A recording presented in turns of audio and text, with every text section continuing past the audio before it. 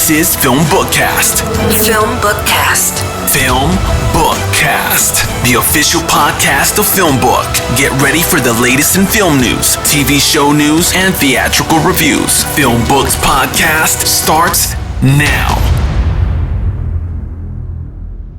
Hello everyone and welcome to FilmBookCast, the official podcast of FilmBook. My name is Chris Banks. If you are tuning in to FilmBookCast for the first time, first of all, welcome. And what I do on this podcast is discuss the latest film and TV show news. I also review an in-theater film and sometimes on streaming services. You can find more about FilmBookCast on film-book.com by using the search term FilmBookCast. You can also email us at podcast@film-book.com with FilmBookCast in the subject line. Now let's check out some TV trailers.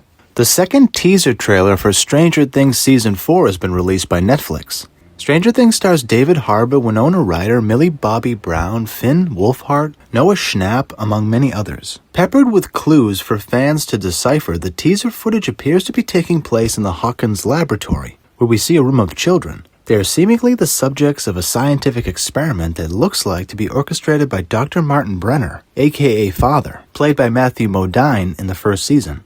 Is this a flashback sequence? The footage ends with a close-up shot of a locked door with a label that reads 11, and then an extreme close-up of eyes that seem to belong to a young girl. 11? Are you listening? Watch the Stranger Things Season 4 teaser trailer 2. Another TV trailer is Disney Plus's Star Wars The Bad Batch Season 1 Episode 2 trailer has been released.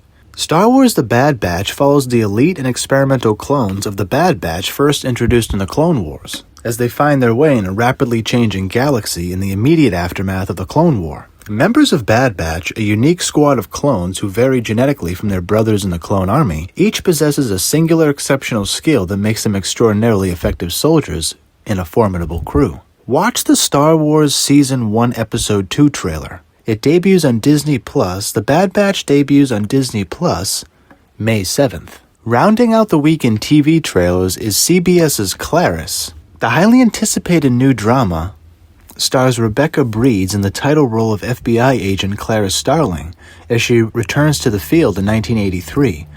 1 year after the events of The Silence of the Lambs. Brilliant and vulnerable, Clarice's bravery gives her an inner light that draws monsters and madmen to her. However, her complex psychological makeup that comes from a challenging childhood empowers her to begin to find her voice while working in a man's world, as well as escape the family secrets that have haunted her throughout her whole life. Watch the Clarice Silence is Purgatory trailer. It'll debut on CBS May 13th. That's it for TV trailers. Now let's head on over to some TV news.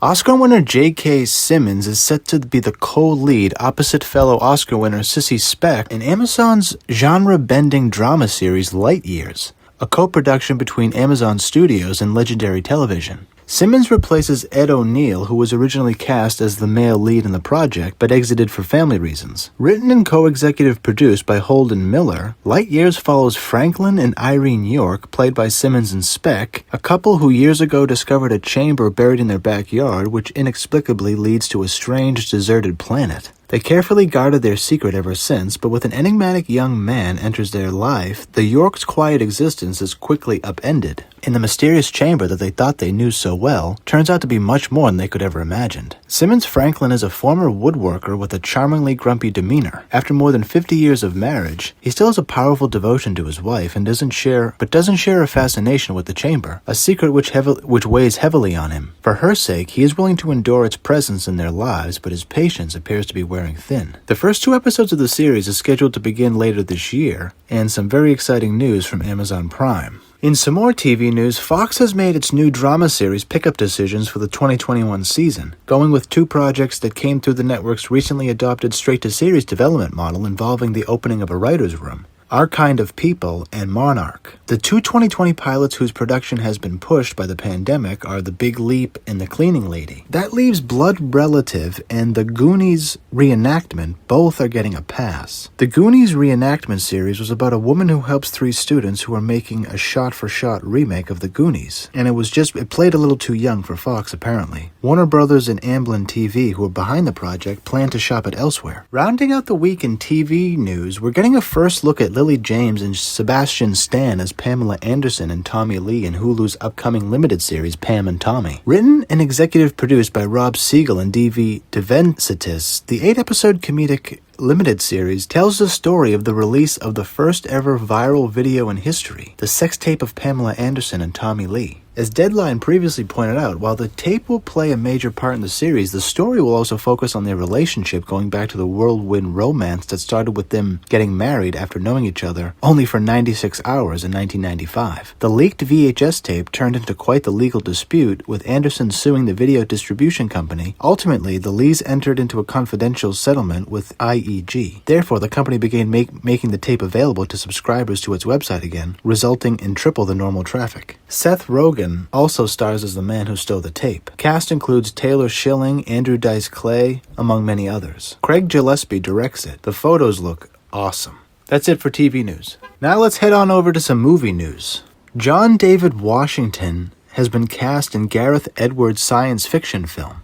Just when you thought John David Washington's career couldn't get any loftier, he just teamed up with British director Gareth Edwards for a new sci-fi film called True Love. After starring in one of last year's biggest Hollywood movies, Tenet, and recently giving a powerful performance opposite Zendaya in Malcolm and Marie, Washington is fresh off completing a film for Oscar-nominated director David O. Russell. The new film also stars Christian Bale and Robert De Niro. That brings us to his latest picture from New Regency called True Love. True Love is a futuristic sci-fi film and is written and directed by Gareth Edwards, who made a splash on the independent movie circuit in 2010 with Monsters, and continued his success with 2014's Godzilla and 2016's smash Rogue One, a Star Wars story. His Godzilla was critically acclaimed, while Rogue One is loved by many fans of the franchise and holds an 84% approval rating on Rotten Tomatoes. Since John David starred in 2018's Oscar-winning Black Klansman, he has been on a considerable winning streak. Although the pandemic undermined some of Tenet's box office glory, Washington has emerged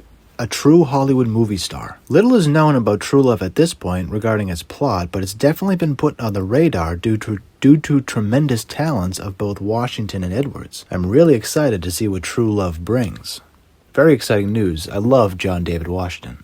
In other film news, Dominique Fishback, fresh off of her critically acclaimed Judas and the Black Messiah, joins Anthony Ramos' Transformer film from Paramount. Stephen Caple Jr., who also directed Creed 2, is set to direct Transformers. Darnell Mattier and Josh Peters are writing it. Little is known about the film, but it's due in June of next year. Very exciting news for Dominic Fishback. I'm very excited to see her. Rounding out the week in movie news, finally, A Quiet Place Part 2 has set its opening weekend, and it's going to open during Memorial Day weekend. The long-delayed movie is finally seeing itself set to be unveiled on movie screens throughout the country on May 28th. Paramount Pictures is betting on director John Krasinski's highly anticipated sequel to bank major box office, even if it opens opposite of a more friendly Cruella on the same day. A final trailer for the film is being unleashed by the studio on May 6th. The first Quiet Place grossed over $180 million at the domestic box office. I can't wait to see A Quiet Place Part 2.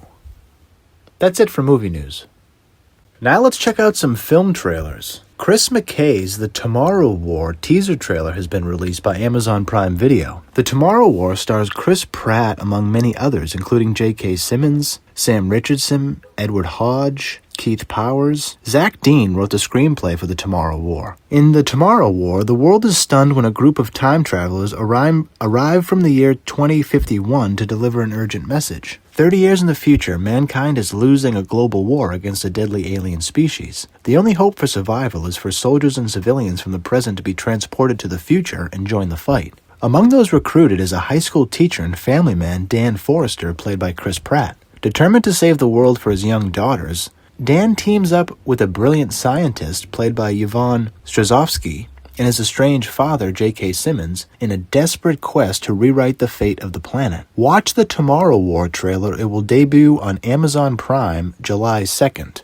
Another film trailer that gets me very excited is A Quiet Place Part 2. They just released a third trailer titled The Wait Is Over, and it will debut on May 28th, and I'm super excited to finally see this movie. Obviously, it's following the deadly events at home. The Abbott family must now face the horrors of the outside world as they continue to fight for survival in silence. Forced to venture into the unknown, they quickly realize that the creatures that hunt by sound are not only threats that lurk beyond the sandpath. Super excited to see A Quiet Place Part 2, and check out the third trailer now. Rounding out the week in film trailers comes a very deep an inspirational story of family, loyalty, and redemption. The movie is titled A Father's Legacy. It stars Tobin Bell, among many others. After years of searching for his father, a young man on the run from the law finds his way into a life of a secluded old man in the woods. As the days go by and secrets about their past are revealed, they realize they may have not been looking for each other,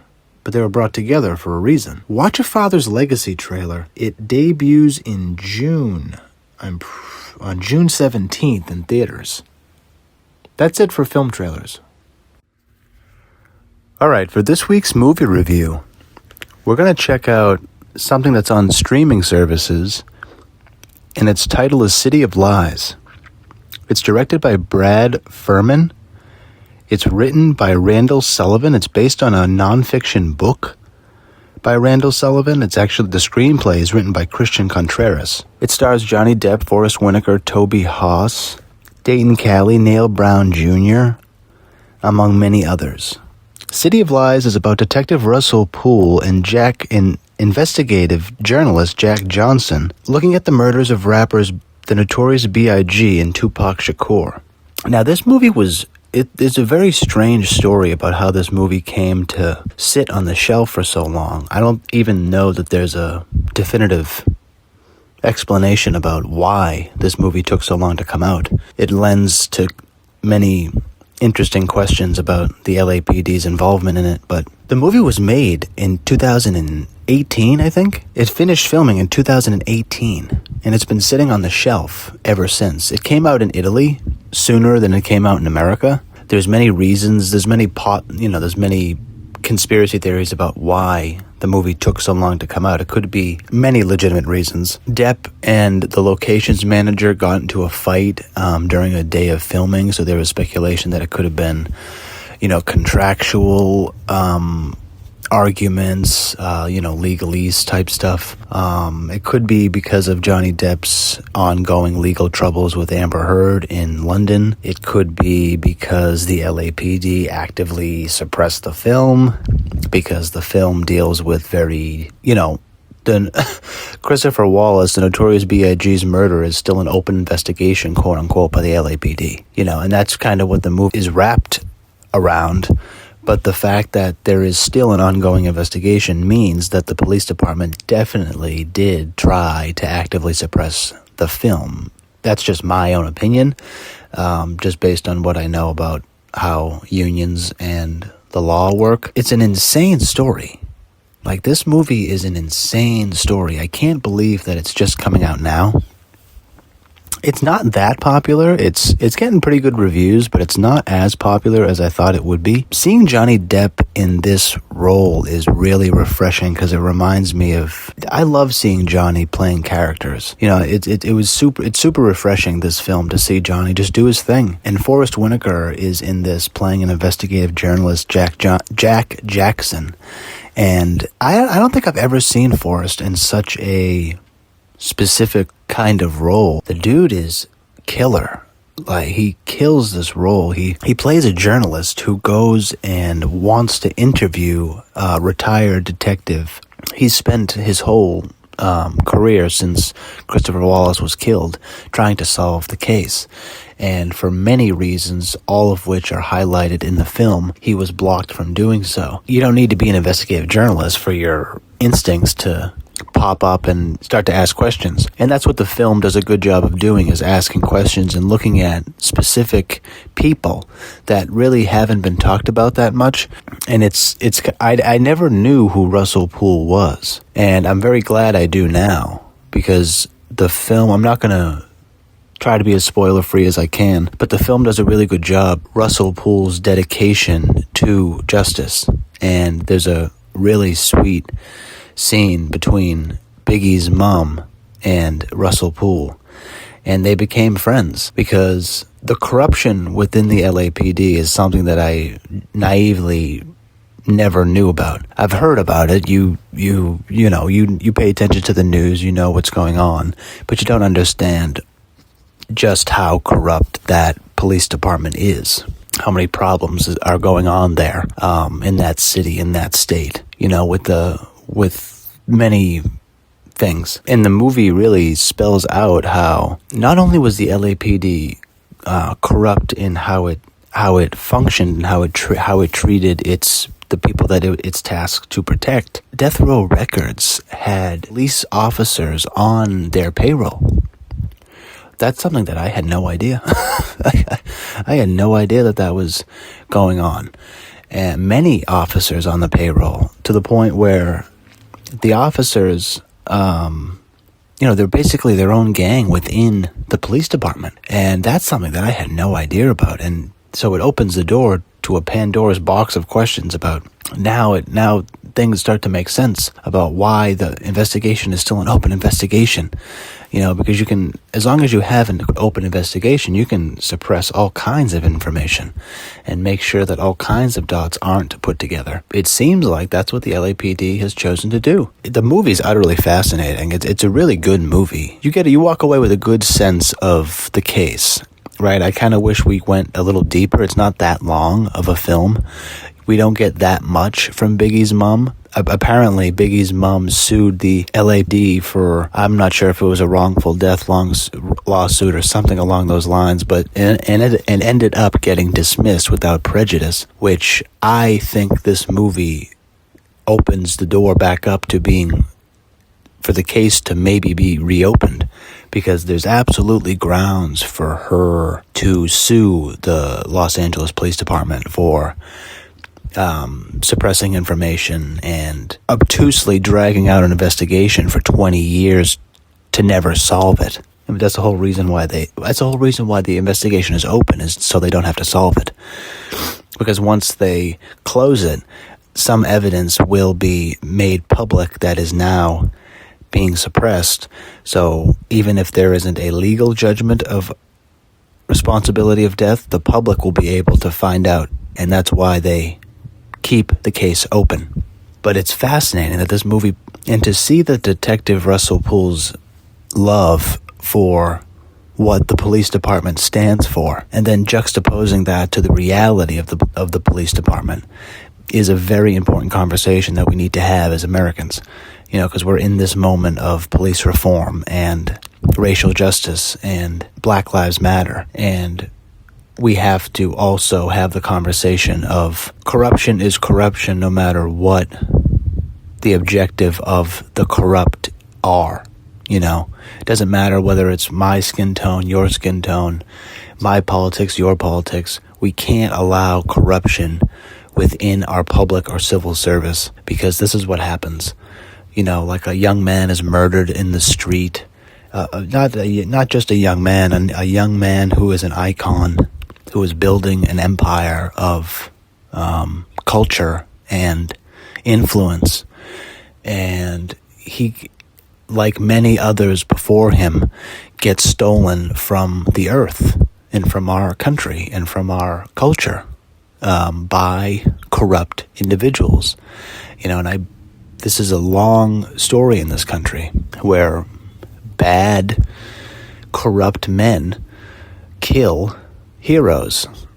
And we just have to get to a point where we as Americans are just not going to put up with this anymore. And we don't allow corruption anywhere anymore. It's sad to know what happened to Detective Russell Poole. It's sad to see what happened to him. I won't give away anything. I'll try not to.